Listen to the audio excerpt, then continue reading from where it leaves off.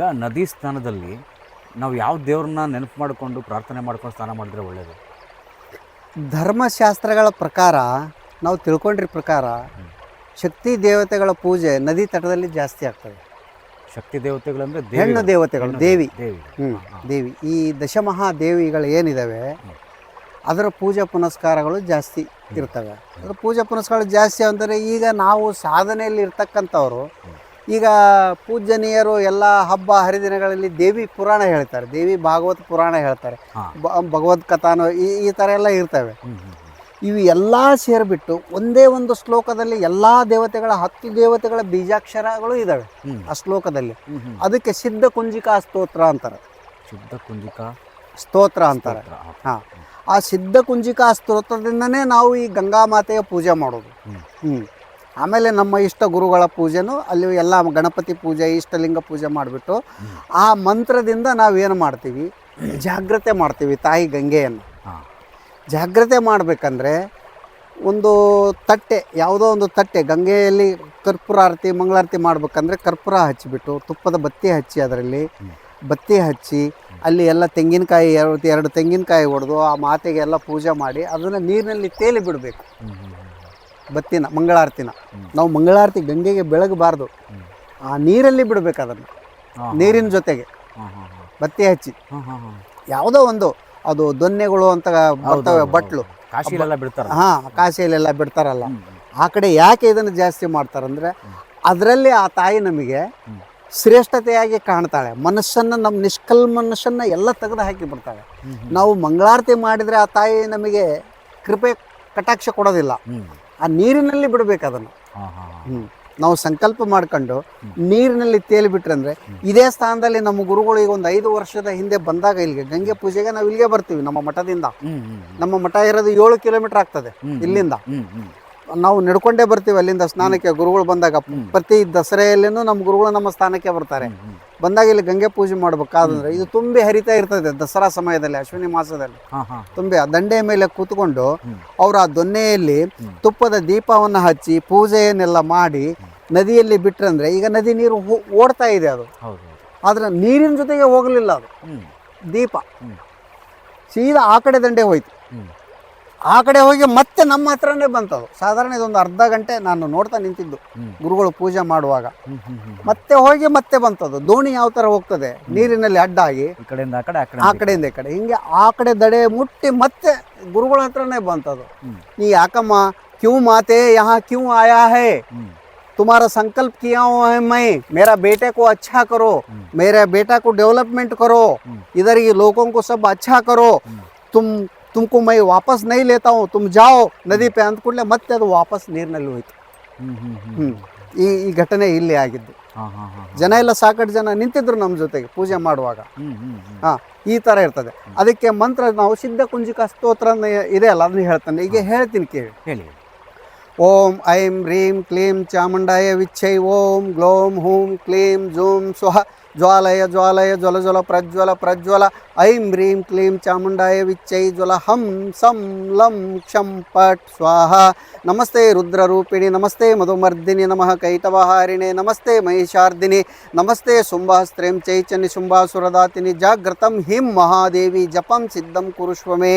ಐಂಕಾರಿ ಸೃಷ್ಟಿರೂಪಾಯೇ, ರೀಂಕಾರಿ ಪ್ರತಿಪಾಲಿಕಾ, ಕ್ಲೀಂಕಾರಿ ಕಾಮರೂಪಿಣಿಯೇ, ಬೀಜರೂಪೇ ನಮೋಸ್ತುತೆ, ಚಾಮುಂಡಾ ಚಂಡಗಾತಿ ಚ ಐಂಕಾರಿ ವರದಾಯಿನಿ, ವಿಚ್ಚೈ ಚ ಭಯದಾ ನಿತ್ಯಂ, ನಮಸ್ತೆ ಮಂತ್ರರೂಪಿಣಿ.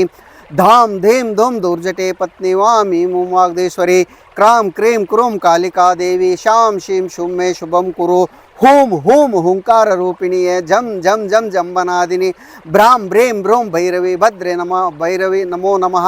ಅಂ ಕಂ ಚಂ ಟಂ ತಂ ಪಂ ಶಂ ವಿಂ ದುಂ ಐಂ ಇಂ ಹಂ ಕ್ಷಂ, ದಿಜಾಗ್ರಂ ದಿಜಾಗ್ರಂ ತ್ರೋಟಯ ತ್ರೋಟಯ ದೀಪ್ತಂ ಕುರು ಕುರು ಸ್ವಾಹ. ಪಾಂ ಪೀಂ ಪುಂ ಪಾರ್ವತಿ ಪೂರ್ಣ, ಖಾಂ ಖೀಂ ಖುಂ ಕೇಚರಿ ತತಃ, ಸಾಂ ಶೀಂ ಸೋಂ ಸಪ್ತತಿ ದೇವಿ, ಮಂತ್ರ ಸಿದ್ಧಂ ಕುರುಷ್ವಮೇ. ಇದು ಸಿದ್ಧ ಕುಂಜಿಕಾ ಸ್ತೋತ್ರ. ಇದಕ್ಕೆ ನಾವು ಮಂತ್ರನೂ ಅಂತೀವಿ. ಇದನ್ನು ನಾವು ನದಿ ದಂಡೆಯಲ್ಲಿ ಆ ತಾಯಿನ ಜಾಗೃತ ಮಾಡಲಿಕ್ಕೆ, ಆ ತಾಯಿಯ ಕೃಪೆ ಆಗಲಿಕ್ಕೆ ಈ ಮಂತ್ರನ ನಾವು ಪಠಣೆ ಮಾಡ್ತಾ ಇರ್ತೀವಿ. ಆಮೇಲೆ ಇದೇ ಮಂತ್ರದಲ್ಲಿನ 10 ದೇವತೆಗಳು, ಏನು ಶಕ್ತಿ ದೇವತೆಗಳಿದ್ದಾವೆ, ಎಲ್ಲ ಶಕ್ತಿ ದೇವತೆಗಳ ಬೀಜಾಕ್ಷರಗಳು ಈ ಸ್ತೋತ್ರದಲ್ಲಿದ್ದಾವೆ. ಹಾಂ ಹಾಂ ಹಾಂ. ಹೀಗಾಗಿ ನಾವು ಅದನ್ನ ದೇವಿ ಪುರಾಣ ಓದ್ಲಿಕ್ಕೆ ಹೋಗೋದಿಲ್ಲ. ಈ ಸ್ತೋತ್ರದಲ್ಲಿನೇ ಎಲ್ಲ ಇದೆ. ಇಡೀ ವಿಶ್ವ, ಈ ಭೂಮಂಡಲದ ಶಕ್ತಿ ಎಲ್ಲ ಆ ಬೀಜಾಕ್ಷರಗಳಲ್ಲಿದೆ. ಇದಕ್ಕೆ ಬಹಳ ಮಹತ್ವ ಇದೆ.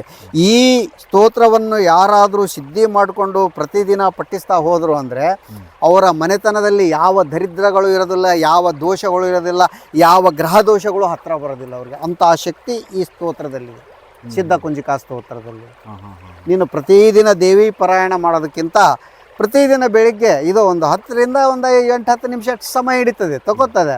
ಕಂಠಪಾಠ ಮಾಡಿಕೊಂಡು ಇದನ್ನು ಪ್ರತಿದಿನ ಮಂತ್ರ ಪಠಣೆ ಮನೆಯಲ್ಲಿ ಮಾತೆಯರು ಪೂಜೆ ಮಾಡುವಾಗ ಇದನ್ನು ಪಠಿಸ್ತಾ ಹೋಗ್ಬಿಟ್ರಂದರೆ ಆ ಮನೆಯಲ್ಲಿ ಸಂತೃಪ್ತಿ, ಸೌಭಾಗ್ಯ, ಐಶ್ವರ್ಯ, ಅಭಿವೃದ್ಧಿ, ಲಕ್ಷ್ಮೀ ಕಟಾಕ್ಷ ಎಲ್ಲದನ್ನು ಶ್ರೇಷ್ಠವಾಗಿ ನಡೀತಾ ಇದೆ. ಆ ಮನೆತನದಿಂದ ದಾನ ಧರ್ಮಗಳು ಇನ್ನೂ ಜಾಸ್ತಿನೇ ಆಗ್ತಾವಿನ ಕಡಿಮೆ ಆಗೋದಿಲ್ಲ. ಅಂತಹ ಶಕ್ತಿ ಈ ಶುದ್ಧ ಕುಂಜಿಕಾ ಸ್ತೋತ್ರದಲ್ಲಿದೆ. ಈ ಸ್ತೋತ್ರಗಳೆಲ್ಲ ಕಲಿಬೇಕು ಅಂದರೆ, ಓದಬೇಕು ಅಂದರೆ ಬುಕ್ ಸಿಗುತ್ತಾ ಇದಲ್ಲ? ಹಾಂ, ಬುಕ್ನಲ್ಲಿ ಕೊಟ್ಟಿದ್ದಾರೆ. ಆದ್ರೆ ಅಂದರೆ ಬುಕ್ನಲ್ಲಿ ಕೊಟ್ಟಿರೋದು ಬೇರೆ ಆಗುತ್ತೆ, ಅದನ್ನು ನೀವು ಕಂಠಪಾಠ ಮಾಡ್ಬೋದು ಅಷ್ಟೇ. ಅದಕ್ಕೆ ಒಂದು ಗುರುಪದೇಶ ತಗೋಬೇಕು. ಅದರ ನಿಯಮಗಳಿರ್ತವೆ. ಅದನ್ನು ಯಾವ ಥರ ಆಚರಣೆ ಮಾಡಬೇಕು, ನಾವು ಯಾವ ಥರ ಪಠಣೆ ಮಾಡಬೇಕು, ಅದನ್ನು ಪಠಣೆ ಮಾಡಬೇಕಾದ್ರೆ ಪೂಜಾ ಪದ್ಧತಿ ಹೇಗಿರ್ಬೇಕು ಅದು ಇಲ್ಲ ಬುಕ್ಕಿನಲ್ಲಿ. ಅದನ್ನೆಲ್ಲ ಗುರುಗಳು ಹೇಳ್ಕೊಡ್ತಾರೆ. ಆ ಗುರುಗಳ ಪ್ರಕಾರ ತಿಳಿಸಿದರೆ ಮಾತ್ರ ನಿಮಗೆ ಅದರದ್ದು ಸಿದ್ಧಿ ಮತ್ತು ಅದರ ಫಲ ಸಿಗ್ತದೆ. ಒಂದು ಚಿಕ್ಕದಾಗಿ ಹೇಳ್ಬೋದಾ ಯಾವ ಥರ ಪಠನೆ ಮಾಡ್ತಾ ಪೂಜೆ ಮಾಡಬೇಕು ಅನ್ನೋದು? ಆಗ ಚಿಕ್ಕದಾಗಿ ಹೇಳ್ಬೇಕಂದ್ರೆ ಅದೀಗ ಹೂವು, ಹಣ್ಣು, ಕಾಯಿ, ಪಂಚಫಲಾರಗಳನ್ನೆಲ್ಲ ಇಟ್ಟು ತುಪ್ಪದ ದೀಪ ಹಚ್ಚಬೇಕು. ಅಲ್ಲಿ ತುಪ್ಪದ ಆಮೇಲೆ ಪೂಜೆ ಮಾಡ್ತಕ್ಕಂಥವ್ರು ಪವಿತ್ರವಾಗಿರಬೇಕು. ಹೊರಗಡೆ ಯಾವುದು ಗಮನ ಕೊಡಬಾರ್ದು ವಿಷಯಗಳಿಗೆ. ಆ ವಿಚಾರಗಳು ಬರಲೇಬಾರ್ದು. ಅಲ್ಲಿ ಚಂಚಲ ಮನಸ್ಸು ಕೂಡ ಇರಬಾರ್ದು. ಸ್ನಾನ ಮಾಡಿಕೊಂಡು ಏಕಾಗ್ರತೆಯಲ್ಲಿ ಬ್ರಾಹ್ಮಿ ಮುಹೂರ್ತದಲ್ಲಿನೇ ಇದು ಪೂಜೆ ಆಗಬೇಕು. ಯಾವ ಮನೆಯಲ್ಲಿ 7-8 ಗಂಟೆ ಮೇಲೆ ಪೂಜೆ ಮಾಡ್ತಾರೆ, ಅದು ತಪ್ಪು.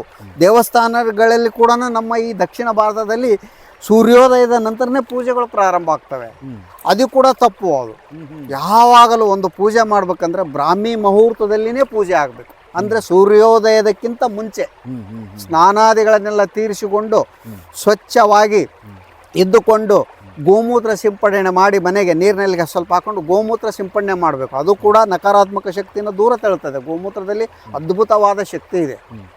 ಅದನ್ನೆಲ್ಲ ಚೆಲ್ಬಿಟ್ಟು ಶುದ್ಧ ಮಾಡಿಕೊಂಡು ಸೂರ್ಯೋದಯಕ್ಕಿಂತ ಮುಂಚೆನೇ ಪೂಜೆ ಆಗಬೇಕು. ಪೂಜೆ ಆದ ತಕ್ಷಣವೇ ಕೊನೆಯದೇನಿರ್ತದೆ ಜಲಾಹುತಿ, ಅದನ್ನು ತುಳಸಿಗೆ ನಾವು ಅರ್ಪಣೆ ಮಾಡಬೇಕು ಪೂಜೆ ಮಾಡಿ. ತುಳಸಿ ಗಿಡನೂ ಇರಬೇಕು. ನಮ್ಮ ಸನಾತನ ಧರ್ಮದಲ್ಲಿ ತುಳಸಿ ಗಿಡಕ್ಕೆ ಭಾಳ ಮಹತ್ವ ಕೊಟ್ಟಿದ್ದಾರೆ. ತುಳಸಿ ಗಿಡ ಒಂದು, ಹತ್ತಿ ಗಿಡ ಒಂದು, ಅರಳಿ ಗಿಡ ಒಂದು, ಇವು 3 ಶ್ರೇಷ್ಠ ಮಹಿಳೆಯರು ಪೂಜೆ ಮಾಡಲಿಕ್ಕೆ. ಇವು ಅಕ್ಕಪಕ್ಕ ಇದ್ದೇ ಇರ್ತವೆ. ತುಳಸಿ ಅಂತೂ ಮನೆ ಮುಂದೆ ಇದ್ದೇ ಇರ್ತದೆ. ಇವಕ್ಕೆ ಮತ್ತೆ ಪೂಜೆ ಮಾಡಬೇಕು. ಸೂರ್ಯೋದಯದ ಸಮಯದಲ್ಲಿ ಸೂರ್ಯನಿಗೆ ಅರ್ಘ್ಯ ಕೊಡಬೇಕು. ಸೂರ್ಯನಿಗೆ ಅರ್ಘ್ಯ ಕೊಡೋ ವಿಧಾನಗಳು ಸಾಕಷ್ಟು ಇದ್ದಾವೆ. ನಾನು ಒಂದು ಸಣ್ಣ 2 ವಿಷಯಗಳನ್ನು ಹೇಳ್ತೀನಿ. ಸೂರ್ಯನಿಗೆ ಕೆಂಪು ನೀರು ಅಂದರೆ ಕುಂಕುಮ ಕಲಿಸಿದ ನೀರು ಇರಬೇಕು, ಅಥವಾ ಒಂದು ಕೆಂಪು ದಾಸವಾಳದ ಹೂ ಮಾತ್ರ ಬೇಕು, ಬೇರೆ ಹೂವು ನಡೆಯೋದಿಲ್ಲ. ಒಂದು ತಾಮ್ರದ ಲೋಟ ಆಗಿರ್ಬೇಕದು, ತಾಮ್ರದ ಗ್ಲಾಸು. ಆ ತಾಮ್ರದ ಗ್ಲಾಸ್ನಲ್ಲೇ ಯಾವಾಗಲೂ ಅರ್ಘ್ಯ ಕೊಡಬೇಕು ಸೂರ್ಯನಿಗೆ. ಅದರಲ್ಲಿ ಒಂದು ಹೂ ಹಾಕಿಬಿಟ್ಟು ಅರ್ಘ್ಯ ಕೊಡ್ಬೋದು. ಅಥವಾ ಹೂ ಸಿಗಲಿಲ್ಲ, ಕುಂಕುಮದಿಂದ ಅರಿಶಿಣದಿಂದ ಸ್ವಲ್ಪ ಅಕ್ಷತೆಗಳನ್ನು ಕಲಿಸಿಬಿಟ್ಟು ಆ ನೀರಿನಲ್ಲಿ ಹಾಕಿ ಆ ನೀರನ್ನು ಕೂಡ ಅರ್ಘ್ಯ ಕೊಡ್ಬೋದು. ಸಾದ ನೀರನ್ನು ಕೂಡ ಅರ್ಘ್ಯ ಕೊಡ್ಬೋದು. ಆದರೆ ಅಂದರೆ ಫಲ ಸಿಗೋಕ್ಕೆ ಸ್ವಲ್ಪ ಸಮಯ ಹಿಡಿತದೆ. ಇಂಥವೆಲ್ಲ ವಸ್ತುಗಳನ್ನು ನಾವೆಲ್ಲ ಹಾಕಿಬಿಟ್ಟು ನಾನಾ ಥರ ವಸ್ತುಗಳಿದ್ದಾವೆ ಸೂರ್ಯನಿಗೆ ಸಂಬಂಧಪಟ್ಟಂಥ ವಸ್ತುಗಳು. ಈ ಗ್ರಹಗಳಲ್ಲಿ ಏನು ಹೇಳ್ತಾ ಇದ್ದೀನಲ್ಲ ಆ ಥರ ಈ ಸೂರ್ಯ ಗ್ರಹಕ್ಕೆ ಸಂಬಂಧಪಟ್ಟಂಥ ವಸ್ತುಗಳನ್ನು ಆ ನೀರಿನಲ್ಲಿ ಸೇರಿಸಿ ತಾಮ್ರದ ಚೆರಿಗೆನೇ ಆಗ್ಬೇಕು. ಅದಕ್ಕೆ ತಾಮ್ರದ ಲೋಟ, ಬೇರೆ ಸ್ಟೀಲಿಂದಾಗಲಿ ಮಣ್ಣಿಂದಾಗಲಿ ಇವ್ಯಾವೂ ನಡೆಯೋದಿಲ್ಲ. ತಾಮ್ರದ ಕಪ್ಪೇ ಇರಬೇಕಲ್ಲಿ ಅರ್ಘ್ಯ ಕೊಡಲಿಕ್ಕೆ. ಆ ತುಳಸಿಗೆ ನೀರು ಹಾಕಿ ಮತ್ತೆ ಸೂರ್ಯನಿಗೆ ಅರ್ಘ್ಯ ಕೊಡಬೇಕು. ಆ ಮನೆ ಯಾವಾಗಲೂ ಒಂದು ಪುಣ್ಯ ಕ್ಷೇತ್ರದ ಥರ ಇರ್ತದೆ. ಇವೆಲ್ಲ ಮಾಡ್ತಾ ಹೋದ್ರಂದ್ರೆ ವಿಧಿವಿಧಾನಗಳು. ಈಗಿನ ಕಾಲದಲ್ಲಿ ಎಲ್ಲಿ ಟೀ ಕುಡಿಲಿಕ್ಕೆ ಸಮಯ ಇಲ್ಲ, ಮನುಷ್ಯ ಎಲ್ಲಿಂದ ಮಾಡ್ತಾನೆ. ಹೀಗಾಗಿ ಪಂಡಿತರನ್ನ ಹುಡ್ಕೊಂಡು ಬರ್ತಾರೆ, ಜ್ಯೋತಿಷಿಗಳನ್ನು ಹುಡ್ಕೊಂಡು ಬರ್ತಾರೆ, ಮಾಂತ್ರಿಕರನ್ನ ಹುಡ್ಕೊಂಡು ಬರ್ತಾರೆ. ಅವ್ರ ಕಡೆಯಿಂದ ಕೆಲಸ ತಗೊಳ್ತಾರೆ. ಅವರು ಈಗ ಎಲ್ಲ ಬರೀ ಡೋಕಿಗಳು, ಪಾಖಂಡಿಗಳು, ಇವರೇ 100ರಲ್ಲಿ 80 ಭಾಗ ಅವರೇ ಇದ್ದಾರೆ ಈಗ. ವ್ಯಾಪಾರ ಎಲ್ಲ ಅವರು ಉದರ ಪೋಷಣೆಗೆ ಅವರು ಮಾಡ್ತಾ ಇದ್ದಾರೆ. ಅವರಿಗೆ ಜನರಿಗೆ ಫಲ ಸಿಗೋದಿಲ್ಲ. ಅಲ್ಲಿ ಇಲ್ಲಿ ತಿರುಗಾಡಿ ಬೇಸತ್ತು ನಿಜವಾದ ವ್ಯಕ್ತಿ, ನಿಜವಾದ ಪಂಡಿನ ಹತ್ರ ಹೋದ್ರೂ ಕೂಡ ಅವರಿಗೆ ವಿಶ್ವಾಸ ನಂಬಿಕೆ ಇರೋದಿಲ್ಲ. ಹಾಗಾಗಿಬಿಟ್ಟಿದೆ. ಇದು ಎಲ್ಲ ಕಲಿಕಾಲದ ನಿಯಮ, ಕಲಿಯುಗದ ನಿಯಮ. ಈ ಥರ ನಡೀತಾನೆ ಇರ್ತವೆ. ಈ ವಿಧಿವಿಧಾನ ನಾವು ಎಷ್ಟೇ ಹೇಳಿದ್ರು ಆಚರಣೆ ಮಾಡೋರು ಯಾರೂ ಇಲ್ಲ. ಆಮೇಲೆ ನಿಜವಾಗಿ ಆಚರಣೆ ಕಳಿಸ್ಕೊಡ್ತಕ್ಕಂಥ ವ್ಯಕ್ತಿ ಹತ್ತನ್ನು ಜನ ಬರೋದಿಲ್ಲ. ಈ ಥರ ನಡೀತಾ ಇದೆ.